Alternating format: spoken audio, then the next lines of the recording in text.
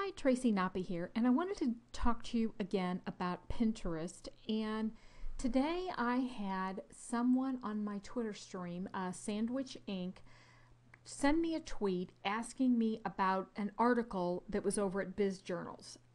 So I went over there and I started investigating it, and this is a result of them bringing that to my attention. There's all sorts of things that come out when a new site just kind of really hits popularity. There's all these things that pop up that you kind of have to work through. So I went over and I read the article, and basically what it was talking about is how your business could get sued for using Pinterest. Well, okay, so I read through the article. It's 2 pages long. I will post the link to the article in my blog post that I'm doing on this. So if you're watching this on YouTube, click through, go read my article, and I will reference this so you can go read it for yourself. And I will also put the links specifically to Pinterest's own terms of service and things like that. Basically what they were saying is that if you are, they were talking about architects and building plans and things like that, and how if you happen to pin those, they were talking about excerpts in their terms of service where they were talking about, you're giving Cold Brew Labs, who is the owner of Pinterest, this non-exclusive, non-transferable, royalty-free, blah, blah, blah, blah, rights to this image. And it seems to me, and I'll go and see if I can find references to this, but we had this go around on Facebook. Like anytime you upload your pictures to any online site,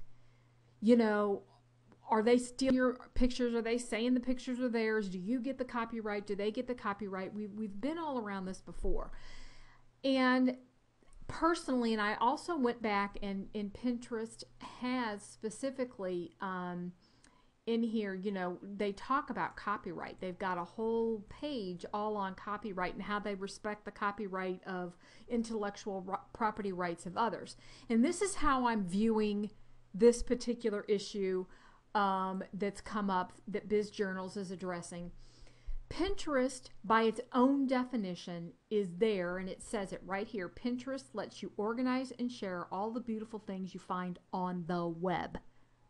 Now, it didn't say share all the beautiful pictures that you create yourself on your computer that you own, you bought copyright for.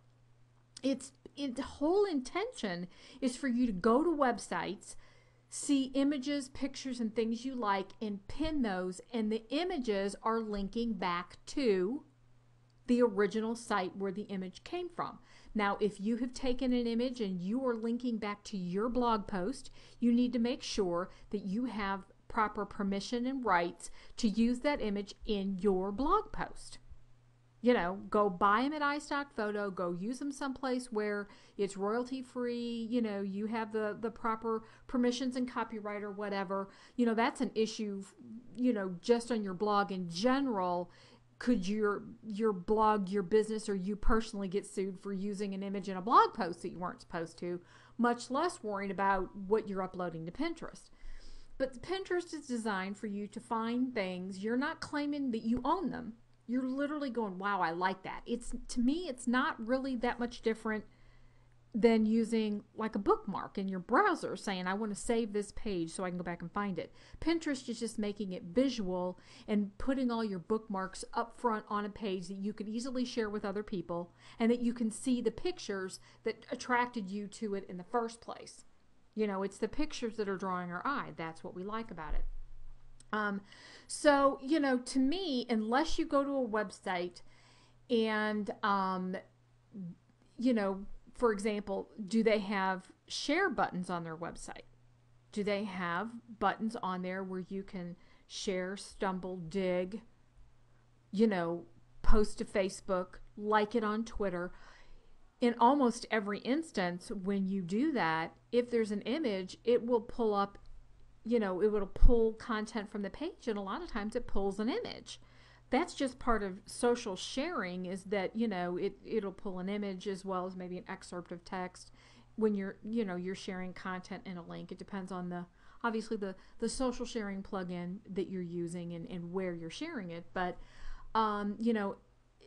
you're not claiming by pinning something on Pinterest, especially if you're sharing it directly from another website, you're not saying it's yours. You're just saying, wow, I like this. Here, click through, go to this website and go look at it. That's really what you're doing. And the way I interpreted the terms of service for Pinterest is kind of like all these other sites have to do. They have to make a disclaimer because in some cases, people are actually taking a photo that they've got on their computer or that they got from wherever, and they're literally uploading it to Pinterest directly.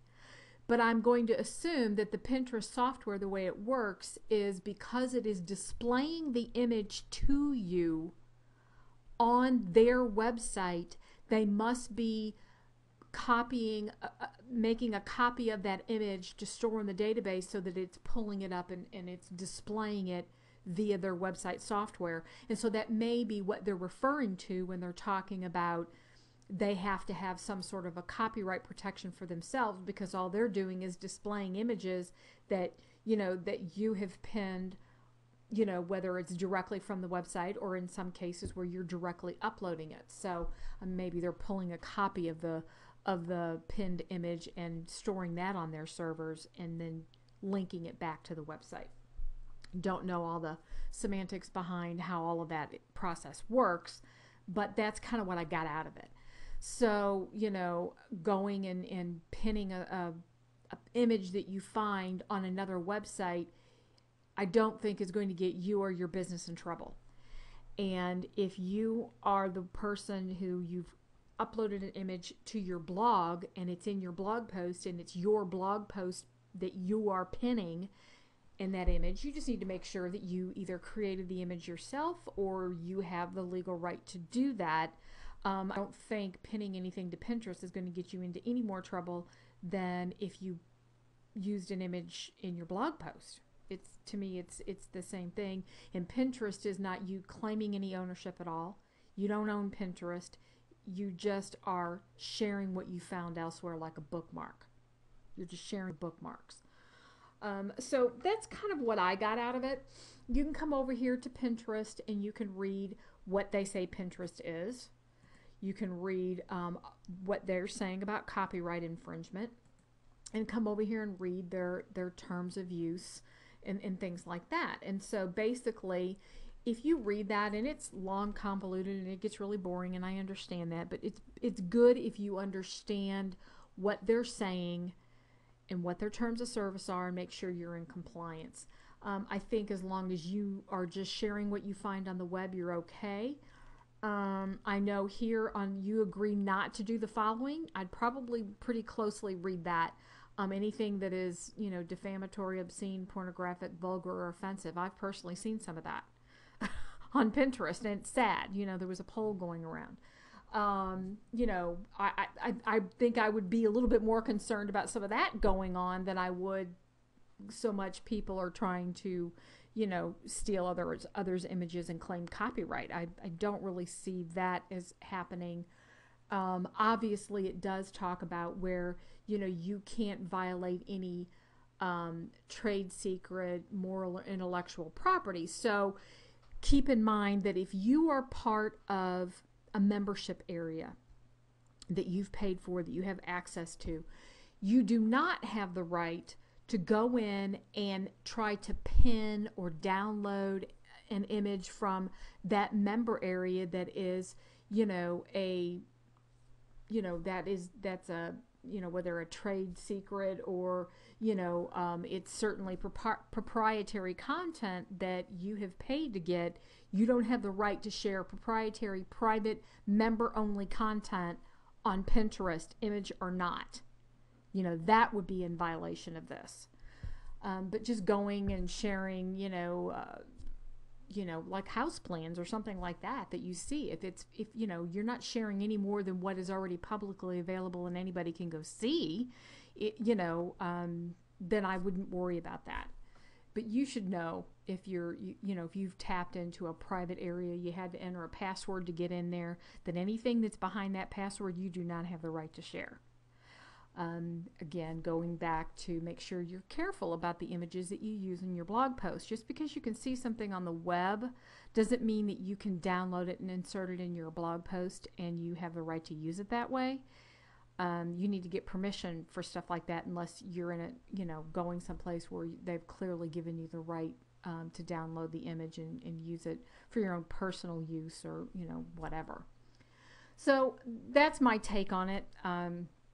I think read the terms of service, and the whole purpose of Pinterest is to pin images that we find freely on the web, on websites for, ideas and products and things like that inspire us, that we like to use. That's the purpose of it, and as long as you're not claiming any ownership of it, I think you're good to go. So you don't need to worry about it. But definitely go over and read their terms of service, reads about the copyright and the privacy, to make sure that you understand it, and go ahead and pin those things that you find that inspire you, or that you like, or make you laugh, or whatever.